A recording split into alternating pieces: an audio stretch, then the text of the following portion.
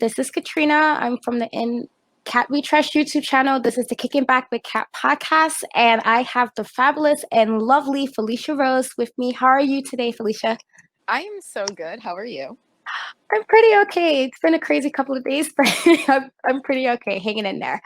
Yeah, life's been wild. So Yeah, I think it's just 2020 as a whole has been a very every day, trying every year. single day, it's like, what's gonna happen? Am I gonna cry, laugh, Yeah, run that's away? literally You what I know, feel what's gonna like it is. happen? Like, I'm gonna be happy today, probably cry for a couple hours tomorrow, maybe eat a Right. good Oh, crap I I don't try to need to eat. schedule like one cry a day. Like I limit myself because otherwise it would be forever because, the world is going to hell. So it's just like I gotta limit myself, gotta stay positive.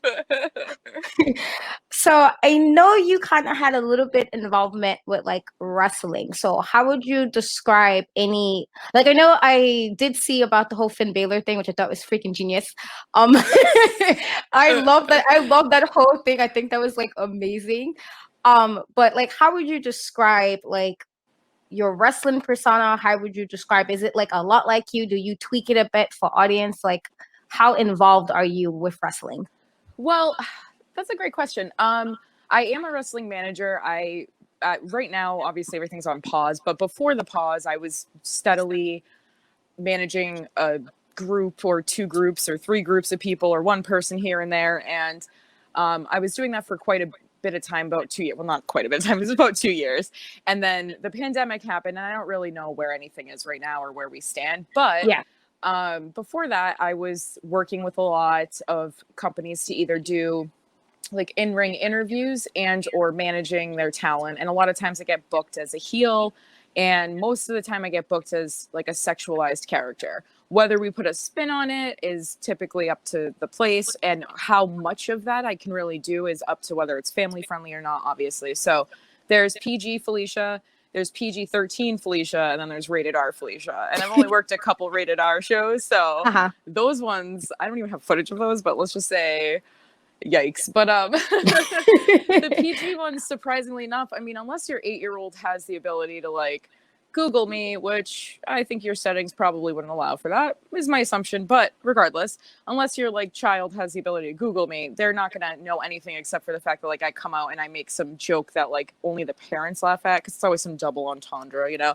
Whereas like the PG-13 shows, maybe there's a little bit more physicality, where maybe I'm like motorboating like an opponent to like, put them off their game or something like that. And maybe like they call me maybe slut or just like a derogatory term. And then we address how that's not okay.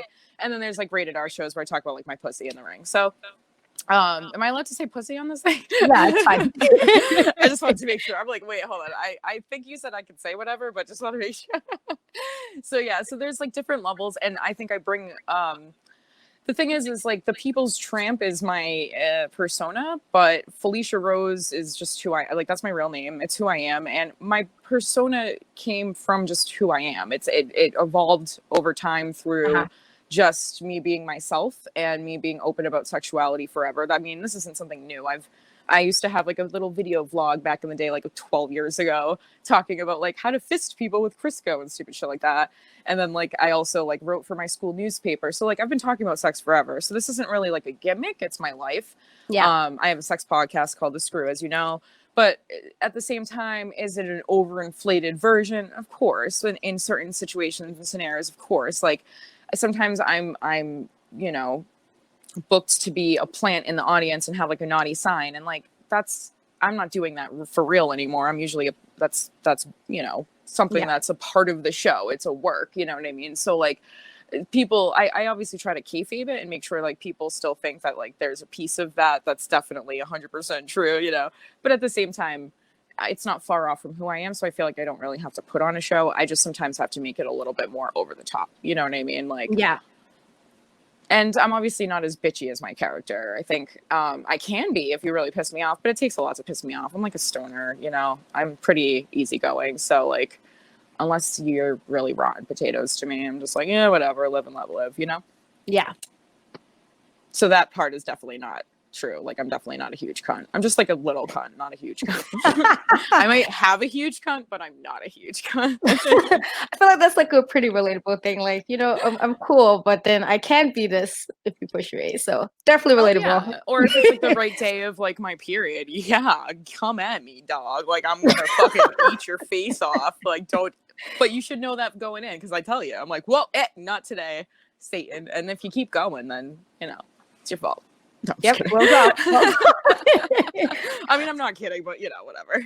It's why I like have a role in being a dom and a sub in like my porn stuff, because I can switch between the two. Sometimes I fucking want to kill everybody, and not kill her, but you know, I fucking want to like stomp on people's nuts is what I really mean. And then some days I'm like, choke me, daddy, you know. So sorry, no I'm jumping around topics right now. No worries. So like, if you could like pick a wrestler or promotion you wanted to work for, where you could manage somebody and still be who you are as a core person, what would you pick and who would you manage? Faye Jackson, 100%. And I tweeted this out the other day, and she actually responded saying like, oh, that's actually not a bad idea. It's not only because I feel like our gimmicks work together. I mean, Yes. once again, I think she's a piece gimmick, yeah, when wrestling, but really she's also true to herself as far as her character. And like the twerking plus like my tits blitz, which is my one move where I put somebody in my boobies, like I just think that right there is gold. That's just like the very like surface level gold right there, but I also respect her on like a very deep and true and pure level. I think she's doing a lot for women's wrestling, for Black women's wrestling, for Black wrestling, and I think that she is truly just to have the opportunity would be a fucking honor. That is just like period point blank. To be able to learn from her and work with her and all that shit would be fucking amazing. But not only that, I truly respect her, everything she's about. She's never been nothing but fucking amazing to me. And like I was going, my podcast, for example, was going to be one of the sponsors of the Sweatpants Battle Royale, for example.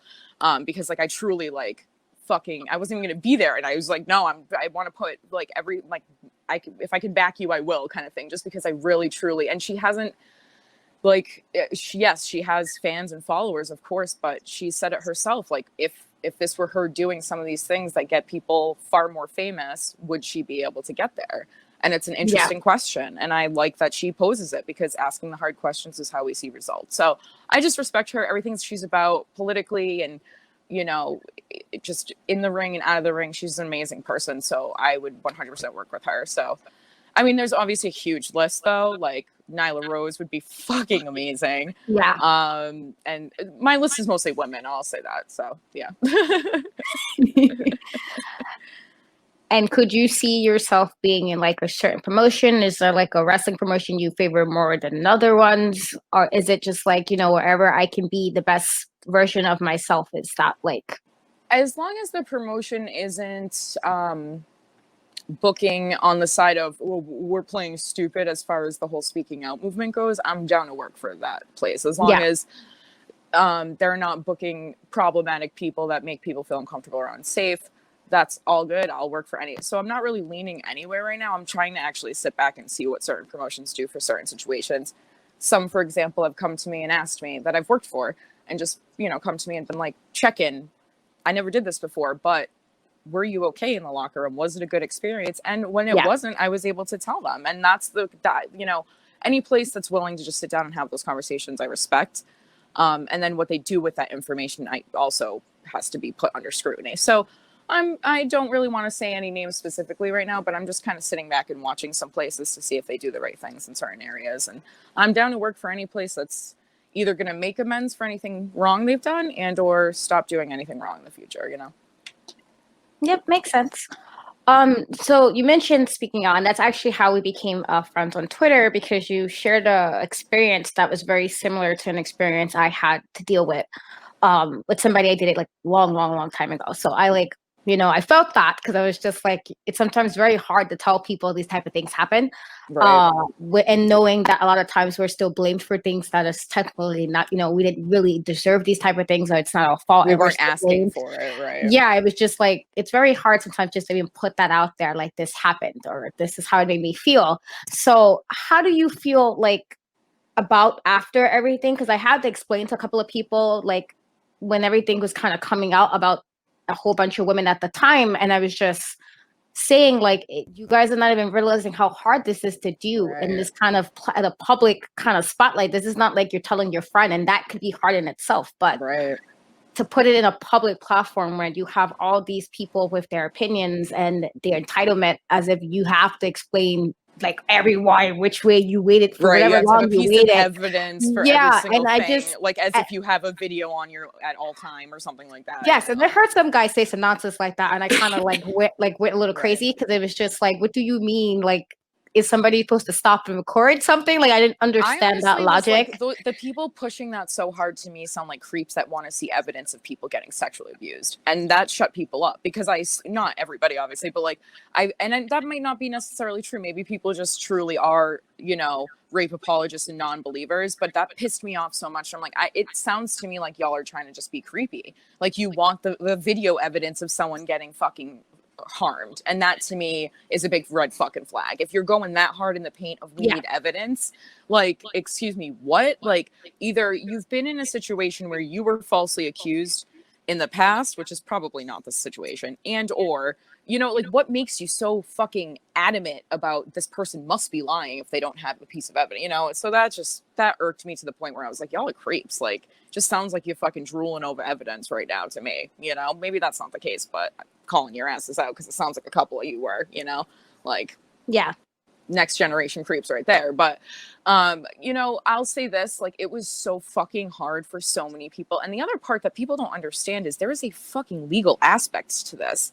You put your name out there, and then you put someone else's name out there, you are opening yourself up to a potential defamation lawsuit, to a potential order of protection, to a potential restraining order, a cease and desist order, a gag order. You are literally opening yourself up to so much more than just handling it. And just handling the fact that you just outed somebody that people, and you know you're going to have all that backlash of the idiots we were just talking about, right? You know you're going to have to handle that, on top of having the gaslighters and the second guessers and the, well, what did you do to deserve it? And the, oh, she went to the room. Like, for example, like Joey Ryan's not apology, whatever the fuck that was, whatever the statement was that he put out, it was a perfect example of, like, the whole time, like, all of his quote unquote evidence was all stuff of like, okay, so this person consented ahead of time, but it doesn't mean that their consent goes for the whole day and night and into the next day. You know what I mean? Like, that doesn't mean, just because she said at 12 p.m. that she was down to snuggle with you later, and then at 11 p.m. she said she didn't want to fucking get your dick in her ass, that you're allowed to say no, even when past the point of penetration. Like, people don't understand that. So, like, that being, like, people pointing that out as, like, that's definitely evidence that she was asking for. Like,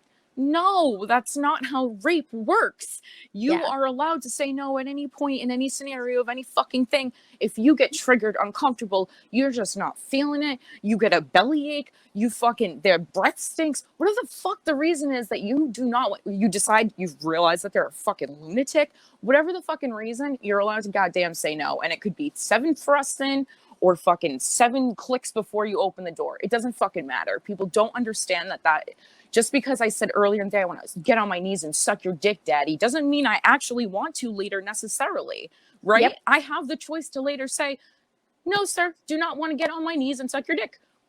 I have, you know, I don't even need an excuse, but say I don't feel like it, or my jaw hurts, or fucking whatever. It doesn't fucking matter the reason.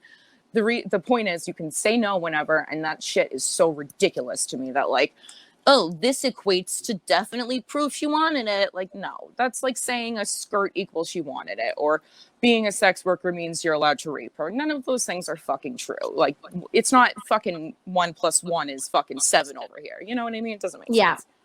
Sorry, I went on a little rant there. No worries. But, like, I was arguing with so many people, and I wasn't, like, my situation. It wasn't even like when I told people, and I was like, I actually had a bit of evidence, and I went to the cops and everything, and they kind of laughed like it wasn't funny. And I remember telling the cops, like, so if I end up in a body bag, would you take this serious? Because I didn't understand the whole laughing logic. Like, I'm telling you, this is worrying to me, when this person was doing what he was doing. And it was even with, like, people who knew him. It was like the whole, well, you know, what did you do? And I'm like, at Right. this time, I wasn't even with him anymore. I was living my life. And Right. he would just like pop up out of nowhere. So when I was like, people were saying stuff, I was like, if I decided to change my mind 1 second before anything happened, you'll be fine and you'll be okay. And it's not the end of the world if I decide like, no, not today. Like, I don't feel like it. Or if I was like, it's this misconception that everybody that's ever been like harassed or raped has to be dressed a certain way. I'm like, that's incorrect. Like back Right, then, I exactly. was always covering things up. Like I might show things Do you now know as I'm do you older. know what people told me when I would tell them about my stalker, which I can't get into too many details because again, I just Yeah. don't, because of legal, I was told by my attorney just chill out, but at the same time, he also was like, be, a help to others, and this is my way of saying I'm helping by saying I'm going to say a couple things. And when, people don't realize, like, a stalker doesn't have to look like a fucking dude ringing your doorbell every fucking morning to wake you up and being like, hi there, like these are, people have these images in their head of what these things look like, right? A rapist is a guy in an alleyway that comes out from behind, puts a fucking knife to your neck, throws you down on the ground right there and rapes you. That's not a rapist could be your fucking husband. Do you know what I mean? A stalker could be somebody that you met one time on a fucking pizza delivery, and now they have that fucking, I forget the name of the syndrome, but now they literally believe you're in a relationship and they come back 10 years and shoot you. Do you know what I mean? Like, there are literal people don't understand that there's like levels to this. And so when I originally had said something about being stalked and I had alluded to who it was, this person took out a fucking order of protection against me to shut me up. It was like literally their excuse to see me was to go to fucking court. And that's how I felt, because it was a subtweet, mind you. I had no followers online. Nobody liked it. It was like, literally, are you fucking kidding me? That is an intimidation tactic. And that's a sign of stalking. And still so many people were like, yeah, I believe that she's crazy. He said she's crazy. She seems like a crazy bitch. And now I have all these people in my inbox like, oh, my friend said that they feel really bad, that they like believed you were crazy. He would always talk about you, all this. And I'm just like, oh, really? Really? Like, now like, what did I have to do? Like, what did you really think I was making up a story about this person I wanted nothing to do with stalking me when I was in a new relationship? Like, no, this is not something I fucking made up. Like, it's happening, and he's not at my door every fucking day, but one day he could snap and he could be. And that's the whole point of the matter, is people need to keep themselves aware that these things all look different and they come in different forms.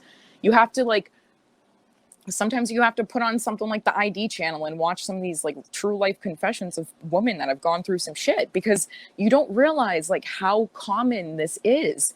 People literally become obsessed with people so quickly and so easily, and then they start doing these things like social manipulation, getting you fired from all your places, calling up and telling a place that where children are typically in attendance at wrestling that, oh, this person's a porn star and so now I'm fired. That happened to me. Like, constantly having to look over my fucking shoulder in all these other ways. And then at like events that I'm booked at, I have to see this person pop up. But oh, it's in the wrestling realm, so why wouldn't they be there?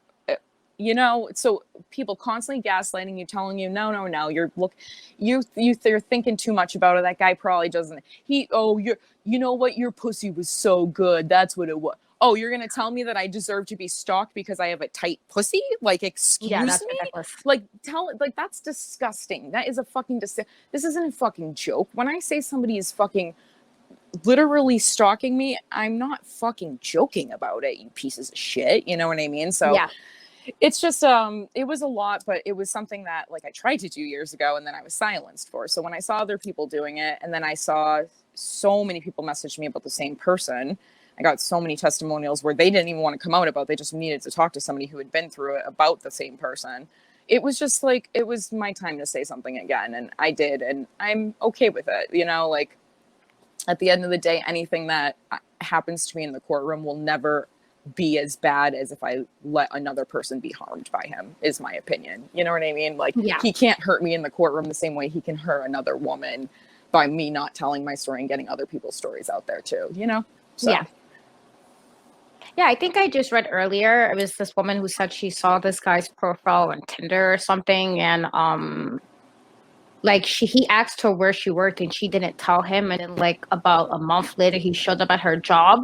Ugh. And she explained that she went to the cops and they was like, well, it wasn't a crime. And then she finally Right. got to a cop who did believe her, and they was explaining that her website did have like pictures of the stylist and bios, but you had to like click an appointment and like go through like all these steps to even get to that part. And she said the amount of effort he took to even find me on Tinder when I never had a conversation outside of I'm not telling you where I work was like mind-boggling. And I'm like, to me, that's crazy. Because like, how could Yes. you see one person's picture one time? They don't answer your question, and now let's go find where they work, and then you appear to a job where you have to now make an appointment because of COVID. You appear to her job just out of the blue to say, oh, Oh were my you just God. telling me that you were like not looking, or you lying to me? I'm like, bro, really? And like that to me is just insane. And I'm like, people think this stuff doesn't happen. It really does, like all the It time. happens all the time, and And it's it's not like always as overt. Like they're not always as brazen. Like I could be getting physically stalked and I wouldn't know it, or it's yeah, subtle things, like I said, like showing up at a place where I have no choice but to be there, and then I'm stuck in a room, and you're instead of avoiding me by walking around, which you have the ability to do, you walk by me 100 times. Like no, to the point where I had a fucking panic attack. Like that's that kind of shit. Like and I go with 45 pages of evidence to the cops, and they're like, this, like, we can't do anything, because you have to actually go down to the fucking courthouse and you have to fucking file a fucking petition. You know what I mean? Like they don't yeah, even tell you the right steps.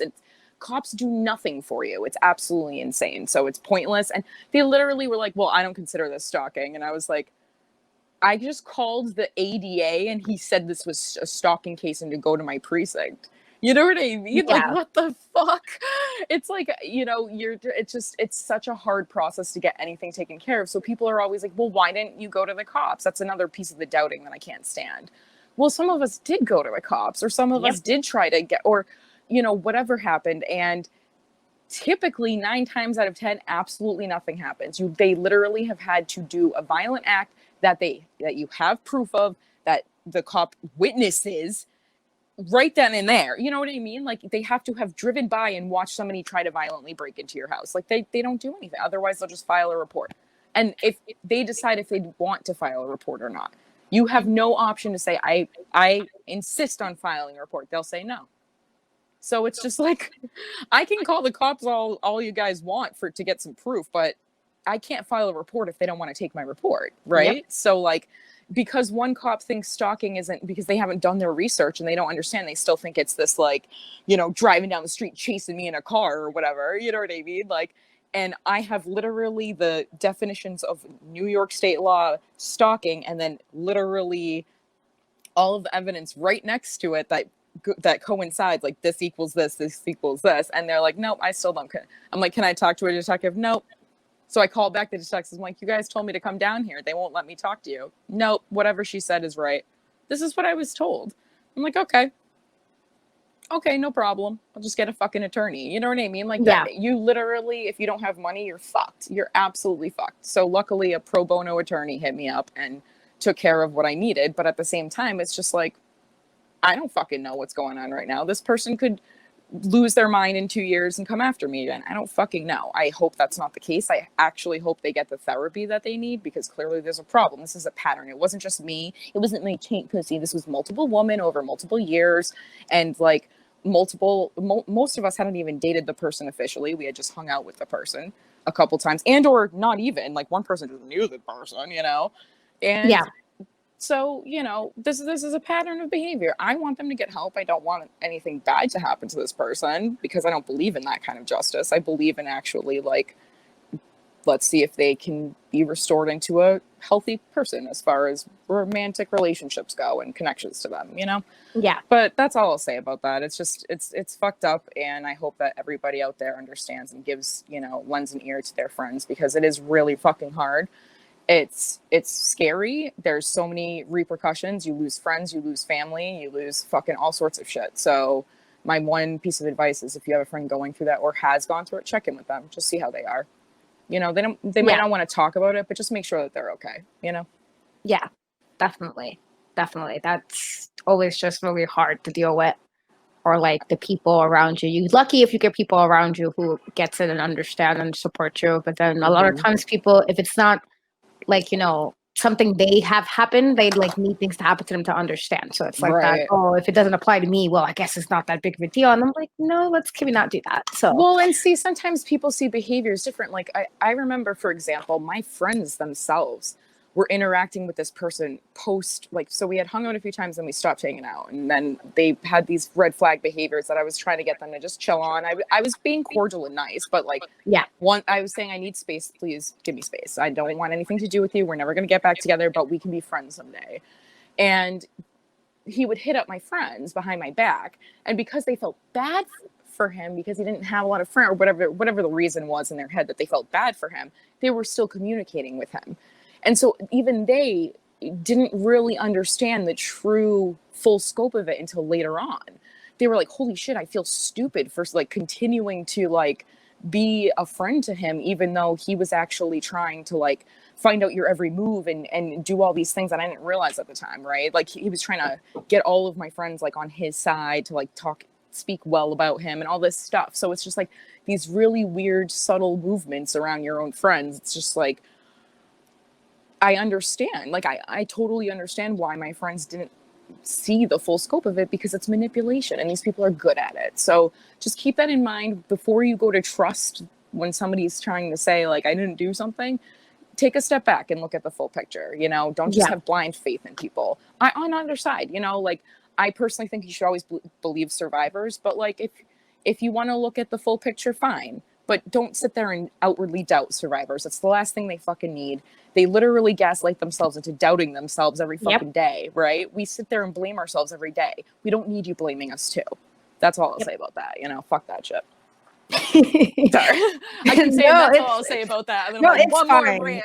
I feel like it's important for women to know there are women who understand and support, situations like this, because it took me a long time to realize how often this was.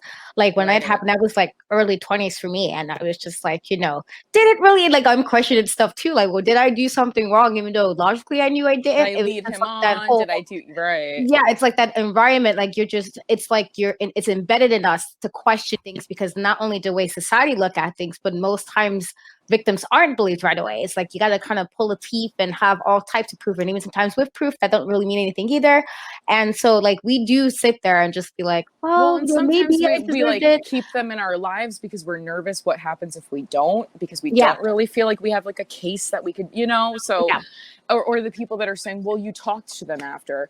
Yeah, that happens. People stay married to their husbands after they rape them too. Like that happens. Like your communication with your abuser afterwards should not equate to it didn't happen. I'm sorry, that's ridiculous. That's also another thing. Like you cannot doubt everybody's reaction to trauma is fucking different. And whether they keep that person in their life out of embarrassment or fear that they're going to say something, or just out of sheer shock of the situation, whatever the fuck the reason, it's not your goddamn business. But how that has nothing to do, one does not equate to the next, right? Like your trauma and how you handle it has nothing to do with whether or not it happened. Yep. I tell people that all the time. Not even just that you have to look at things in a way that it doesn't mean because you have an experience, it didn't happen the way you think it's supposed to happen, it didn't happen. But also you can't put people on this pedestal like, oh, the person possibly couldn't do this, because do we really know everybody's really dark side? Like, oh right, anybody's that's capable ridiculous. of anything. You don't know shit about these people. They are famous, they're whatever they are to you. These are people that they're literally gimmicks. They're playing a role. Like you don't know, maybe you do know them, but 9 times out of 10 you don't know these fucking people as far as you could throw them, you know what I mean? So there's absolutely, that is not a defense. These people coming out and saying, I met him once at a convention, this dude, so he's a nice, like, oh really? That sounds like you would make a great lawyer, bro. You know what I mean? Like, okay, he was nice one time to me, he can't be a rapist. Like, right, there's rapists walking around us every single day. There's child molesters, there's pedophiles, there's fucking all flavors of pieces of shit out there, all walking around you. They're literally living amongst us. And when you walk by them, they are fucking kind as pie half the time. You know what I mean? You'll never fucking know it. This isn't like stranger danger where they wear trench coats. Like, Jesus Christ. Like, it's like people, and then of course it's like, well, what about the guy with the penis gimmick? Oh no, he's a nice guy because I said so. Like, it's just like, it's so funny. Like, people just don't even think before they speak. I'm like, you sound absolutely ridiculous if that's your defense. Like, I met the person once. I paid to meet them, mind you. You got in a line and paid X amount of money for them to sign a freaking thing that cost them 10 cents to print out, which they didn't even pay for because the person who flew them in and sat them in sat their ass in that seat paid for their prints. You know what I mean? Like, Yeah. They're literally gonna go upstairs with your fucking $45 and like use it to buy porn on the TV upstairs. Like, they don't care about you at all. And you're sitting there saying like, I know him. He's really fucking nice. He's the nicest guy ever because I paid to meet him. Like, I'm very nice to the people that pay to meet me too, for fuck's sake. Like, Jesus Christ. Yeah, like, that's like a blind of. You could be a nice person, sure. I'm just saying that, like, that one interaction doesn't necessarily mean that that person is nice. You know, like, I've literally watched people at conventions that I'm sat next to, who like deal with the person, their customer, turn around and roll their eyes at me and turn back around with the biggest shit grin on their face. Like, hey, thanks so much, buddy. Yeah, take a selfie with me. You know, it's just like, yeah, watch out who you defending, because your heroes, yeah, they're not heroes. That's just no. My always response to that is like, nobody knows anybody's darkest part, even like somebody's significant other. I was like, how many serial killers had wives and children? It was still killing people and then coming home to their wives. Like, they didn't just kill a person. I'm like, there's a reason they got away with it for so long. So just don't assume you just know everybody's darkest. Exactly. Like sociopaths. Unfortunately. Sociopaths are the most charming people out there. Like, they're like, whoever you think is probably the nicest person you've ever met is probably a fucking serial killer. Let's be okay. That's pretty ridiculous to say, but still. In my mood right now, I'm just gonna say that, you know, it's just like, fucking the nicest people in your life end up usually being the ones later on stabbing you in the back, right? Because they're so fucking fake, you know? Yep. So I know you do like sex work and stuff, and actually I'm like, I admire your honesty with that. Like, thank you. I got to like, I was telling people like, sometimes I'll post like certain photos and why it's not like overly racy. I get the messages like, oh, you're like getting out of your shell, and I'm like, well, I'm an adult now. Like, you got to get to a point where you're comfortable in who you are as a person, and I'm like, I'm getting more comfortable with that. Yes, because you get people like people like, you know, they have these standards. Especially like, there's some women who say it too, but a lot of men unfortunately have these standards, like women are supposed to do X, Y, and Z. We have to act a certain way. We got to fit in this like really cliche box. And if we, God forbid, come out of that box, all of a sudden we're all types of things. Right. So like, why I now more, and I still, not that it's overly, but I will post photos where I will show a little something. I'm like, oh, okay, well, I'm grown, I can do this now. Like, it's not a big deal. But you're so like honest about that, and I appreciate that so much, because it's like, you grow up sometimes and, you know, it's always like women's sexuality is such a bad thing. It's like taboo. Yeah. You must be all types of whores or whatever, or you must be all types of sluts if you like sex or if you like doing these type of things. And you are just like, yo, fuck all that. Like, I'm just like, this is what it is. So here's like, my pussy. So like, for that's how I interpret it. I used to think of myself as like, I used to be like, oh my God, I have a spreadsheet, so I know who I sent what nudes to, and if they ever get leaked, I mean, and now I'm just like, here's my insides, have a nice day. What would be like advice you would give to like a woman who's like struggling with that, even if it's not where she's doing sex work, if she has like OnlyFans or whatever? Because I know there's quite a few like accounts that women have for different reasons. Right. Or if they're like, there's not necessarily like, there's OnlyFans that aren't even sex workers, right? Yeah, and I told people that. I think I got into an argument with a guy, and I was like, no, you do know if you click on OnlyFans, it's not just like sexual related things. There's so many different there's somebody that like plays guitar on it, you know, whatever. Well, you guys are assuming I just know everything and nobody's right, but you guys are right. And then like, women ain't wife material. I was like, what if she didn't want to be a wife? Like, you just got these assumptions. Like, stop all that. Right. What if she like, bro, you watch, like, if you watch porn, hush it. Because if you buy magazines with women showing things, or exactly, in that Google search to get that free porn site to watch, whatever the case may be, whatever it is you do, if that is fine for you, how is it that a woman decides to make some money from it? Now it's an issue.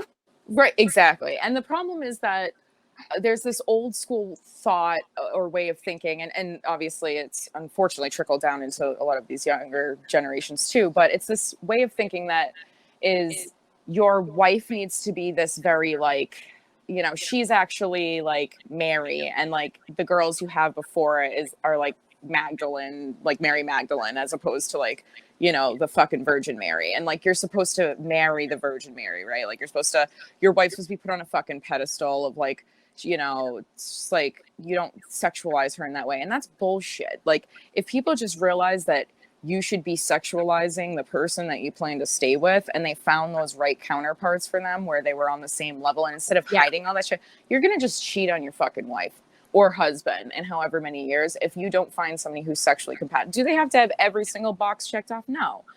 Do you have the ability to also be non-monogamous? Yes. But I'm just talking about straight up like standard issue relationships where it just looks like a normal ass like old school relationship where Yeah. y'all are gonna maybe get married one day. Like the thought of like you not wanting to marry the hoe, like that's the best fucking thing to do. Like you want the fucking, you want somebody who's gonna like titillate you forever, right? And like Yeah. it's okay, like it's also okay to marry the non-hoes, and no disrespect to the non-hoes, but there's, everybody has that that different line and level that they need, right? And so like the people that are more vanilla, being with the more vanilla types, then that works out good, yay for, or asexuals or whatever it is, like whatever you need Yeah. to like make that work for you.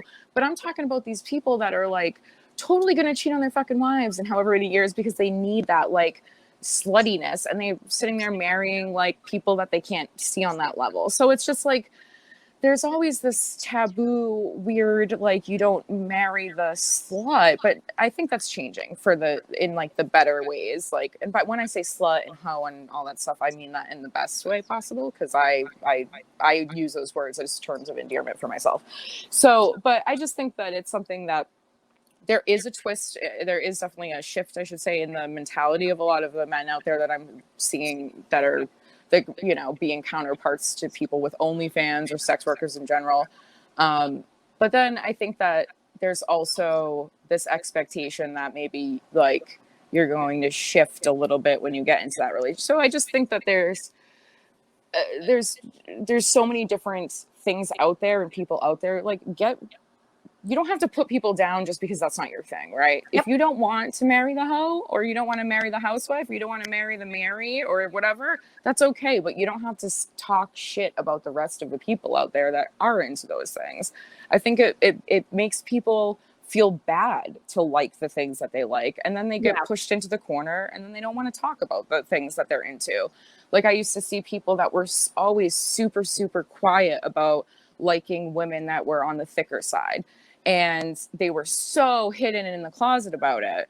And I was just like, if you just fucking normalize it, then you don't have to stay all quiet and shy about it, and then everybody is happy. And then, you know, it looks, it's like a nice example for other women who maybe are into a smaller man and they're on the thicker side. Not every thick woman wants a thick man, for example, you know. Like Yeah. set a good example out there, whatever that is. And like now it's like, you know, thick, fat, whatever the word, like fat meaning a good word again for the listeners that are like, she said fat. No, I mean it in like you own that shit. Whatever the fucking size you are, like people are fucking embracing that. They're showing it. I love it. It's like this new movement of bodies on the internet, and I'm just all about it. It makes me feel so good.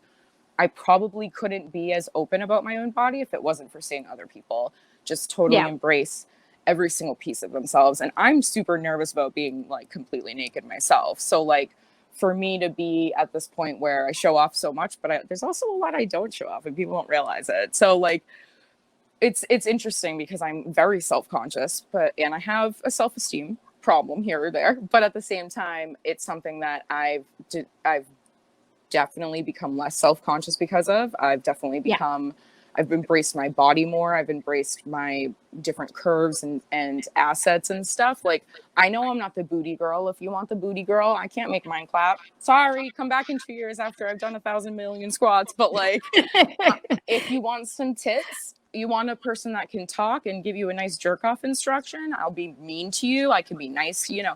Those are the things you come to me for, right? So like I learned through seeing all these other women embrace themselves, that I can embrace the things I A, like about myself, B, am confident about, and C, really the qualities that I find sexy. Because there's nothing worse than filming a porn or filming anything where you don't actually like what you're doing, right? So like I found my niche. I found my little spot where I'm like, I don't have to appeal to every single audience. I can find the audience that's right for me. And I think that made me feel a lot better, because at first it was just like, oh no, people aren't gonna like me. No. There's always an audience for every body type, for every style, for every look, for every level of sexuality, for everything, for every gender, for everything. Like there's literally porn out there, especially on many vids, for everybody and everything. And it's just amazing. So like for own self-conscious minds, everybody has that thing that they go to in their mind that would make them hotter, right? Yeah, if I was, if I had a rib cage that could be tinier, you know what I mean? Like I'm very broad and wide. Like I can't do anything. I could do all the push-ups in the world, but my bones are never gonna change. You know what I mean? So like, I have to realize, like, embrace who the fuck I am in my reality now.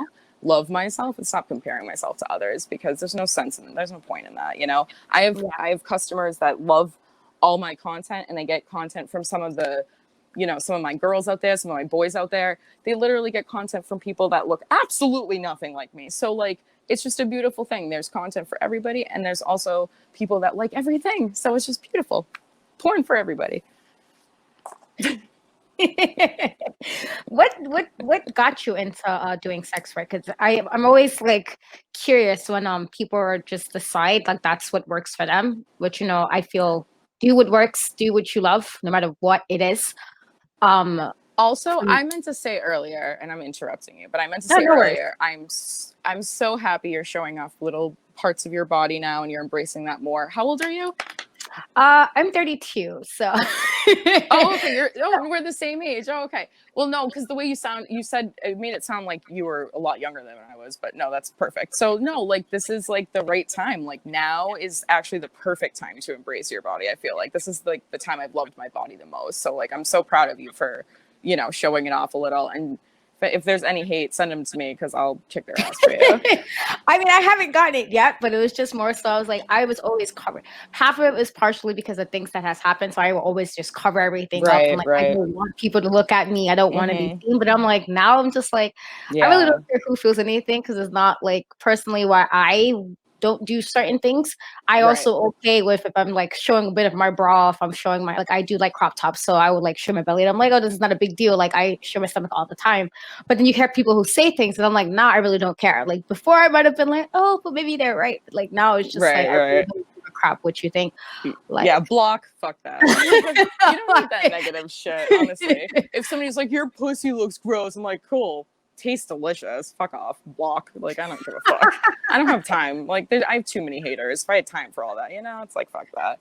No, but I truly do love that. I love that you're embracing that more, because I think that at some point everybody gets to that point.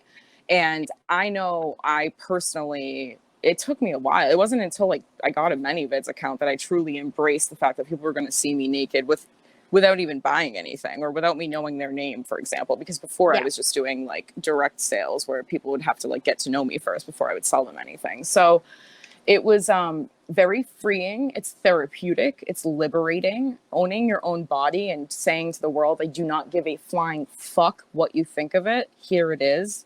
I want to show it to whomever wants to look. I personally think it's just like the best form of therapy ever. It really is. So fuck yeah to that. But I've been doing sex work since I was 19. So when I was 18 or 17, I got a proposition from a friend that actually worked with a porn star, who said I could get you an audition down at the porn studio when you turn 18. And because he knew I was interested, and because I was like obsessed with like Ava Angelina and like some certain like Tory Black, certain porn stars. I was just like so obsessed with them. And I wanted to fucking be one. And I truly was just like, all right. I wasn't really feeling my body though at the time, because I was definitely more on the overweight side of my like weight, fluctuations through life. So there was definitely like, that was like a little piece of like shyness or whatever. But I was like, I could fix that. But I sat down with my mom and I was like, Mom, I want to try to do porn, but this is something I have to seriously consider because my option is, college or porn. And either way, I was going to work through both, but still. And she was just like, you know what, why don't you try college first? And then if if it fails or you don't like it. And I was just like, you know what, you're right. Let me try college. At least I'll have a degree. So I could be a porn star with a degree. And so I got my degree, won't do anything with it. And I ended up in like the business setting. So anyways, so when I was like 19, some one or two random people would be like, can I have nudes of you? And I never took nudes before. So I was like, yeah, but for a fee. So I charged them. And there was another person that gave me a credit card actually for sex for like the longest time. It was amazing. And then also I would sell certain people like bottles of piss. So like I was dabbling in sex work in college, like in my spare time, which wasn't a lot, but like, just because people were coming to me and asking me to basically pay me, whether they had paying fetishes or whatever it was. I was like, yeah, like, oh, okay, sure. So I fucking did it. And I was so into it. I was getting all this extra cash on the side just to like, have good sex. Okay. Like I don't have a problem with that. Like it was a friend of mine. Like I already was like friendly with the person. So it was definitely a nice introduction into like sex work. It wasn't something that was, it was something I was in 100% control over, and there was nobody overseeing me, and I was really like naming my prices, and it was all up to my comfort, and my prices were high because of that. And it was cool. But then I, did college, I went into the corporate world, and then I was doing my sex podcast before that, or vlog, I should say, with the person I now do an actual sex podcast with 10 years later, which is funny. But I was doing that, and because my job was like, listen, you can't be online looking like a hoe. And I was like, fuck. So stopped doing that. And then I stopped doing sex work mostly, but I would dabble once in a while with like the same couple people from like my past that, I'd visit them because I moved to New York, all this stuff. And then after I got laid off from that job after 6 fucking years, like I started a whole department, all this shit. I was like, you know what? And after, the sign thing happened and I had people in my inbox wanting nudes. So this all happened because people asked. Again, people were asking. And I was like, well, if there's a fucking, if there's like a need for it, then why not provide them with that thing? So I did. And I started to do that. And then I started to build business just by talking about it online. Like I'd make a joke on Facebook, like somebody just put my nudes in a sarcophagus, and like that did happen. But then I'd get more customers based off that. So it was just like this weird overtime thing. And then eventually I was like, it's time to show my pussy to the world, because I got super nervous about people leaking my stuff. And I think what happened is I wanted to take the power back. I wanted to basically say, there's no need to leak my stuff, because here's a GIF showing my insides, or here's a GIF showing me suck a titty, or here's a GIF showing me get pounded. So either way, like you're kind of satiated. There's really no like, oh my God, buy her content and leak it kind of like need online, because it's already kind of out there. So like you're only going to get a taste, but that usually satiates the like people wanting to leak stuff, typically in my experience. But either way, because I'm on ManyVids, I'm actually I'm taken care of by their legal team. So if there's anything that ever gets leaked out there, they usually find it, and then they'll do a DMC down themselves for you. So you don't have to like deal with the paperwork. So it's cool. Yeah, that's great. So yeah, that's my sex work story. So yeah, and now I'm back to like, really embracing all of it and doing me. And it's COVID, so I can't really do me, but I guess I should say I can only really do me. But I'm going to get my, dabble back in slowly over time when I know people are safe and COVID free and all that, and get my fuck on. That'll be cool. I made that sound the least sexy ever. I'm like, we'll get my fuck on, yeah. I don't know what's wrong with me. I'm like my own worst enemy. I literally am the worst business person ever, because I let people see this side of me that is so unsexy. So I'm just like, fuck. I find it very like honest and endearing though. So I don't know. I feel like I like those things. Like, oh, this is how you really are. Okay, this is cool. This I can relate to this. So yeah, I'm not this like sex robot monster people think I am. That's like, take out your dick now, show it to me. It's like, Jesus Christ. I'm like, they're like, how are you? I'm like, I'm okay, eating some candy before I smoke a blunt and go to bed. They're like, I didn't even care. I just wanted you to talk about your boobs. I'm like, oh fuck, Sam. So not to keep you long, but like this is like my last question. So no for anybody who wanted to get into wrestling management, anybody who does public speaking, or even if they wanted to get into sex work, what would be your advice for a woman or even a male? You never know. What would you be your advice to them?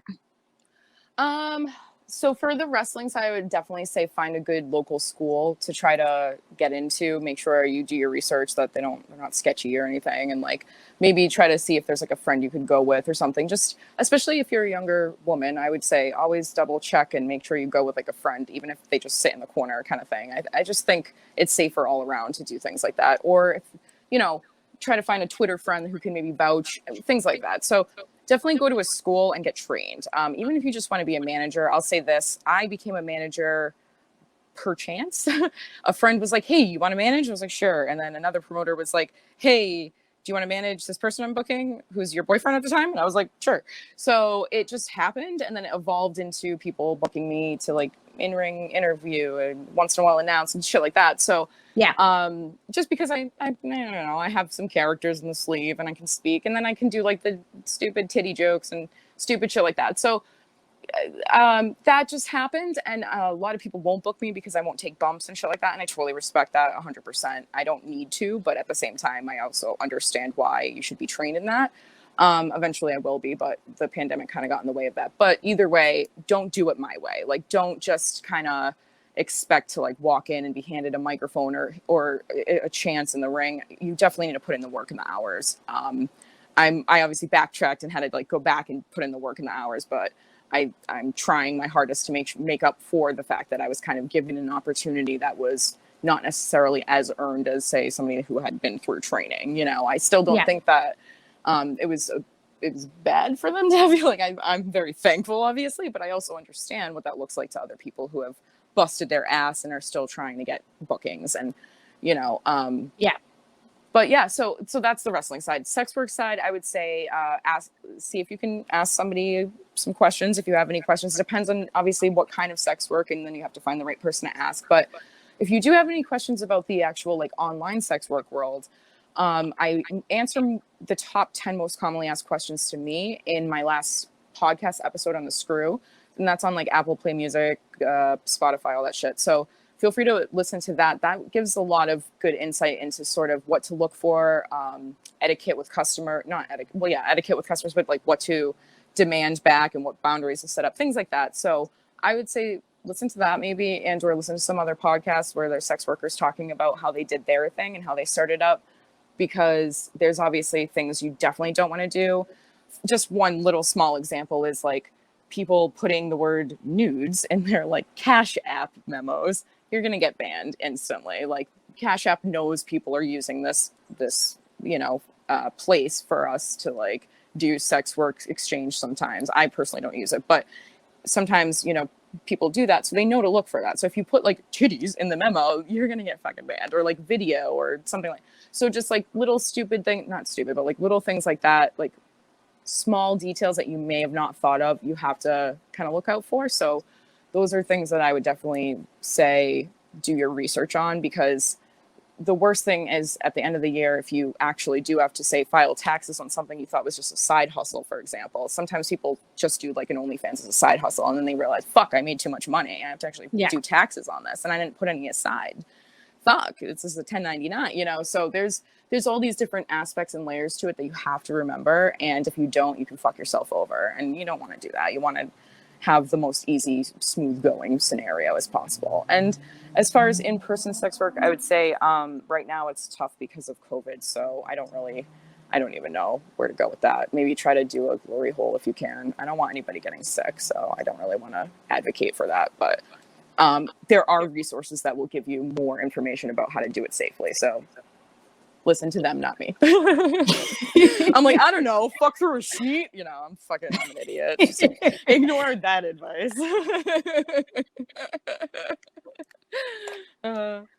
Well, thank you so much for joining my podcast. I enjoyed this conversation.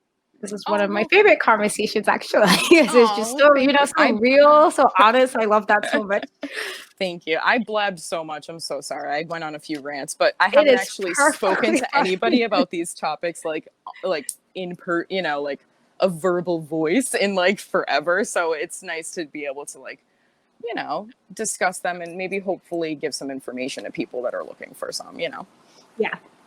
Yeah. But to the listeners, I will have her links to her podcast, and I think you have a pro wrestling tees link, I believe. Yes. Twitter, Instagram. I will post all the links in the description box when this is posted.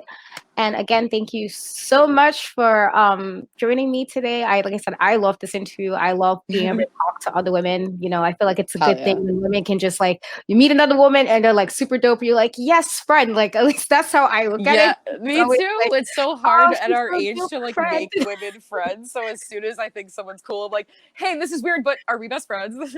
They're like, no, bitch. I'm like, oh, okay. Talk to you later. Because like it's hard. It's like as soon as like when you were like be on the pod, I was like, sure. Like you didn't even get the words. I'm like, okay, all right. You were like tomorrow. I'm like, whenever. Now take me. I don't care. You know. So I very much enjoyed being asked questions that people don't usually ask me. So thank you. So you guys, thank you for listening, and I will catch you guys next time. Bye, guys. Thanks so much.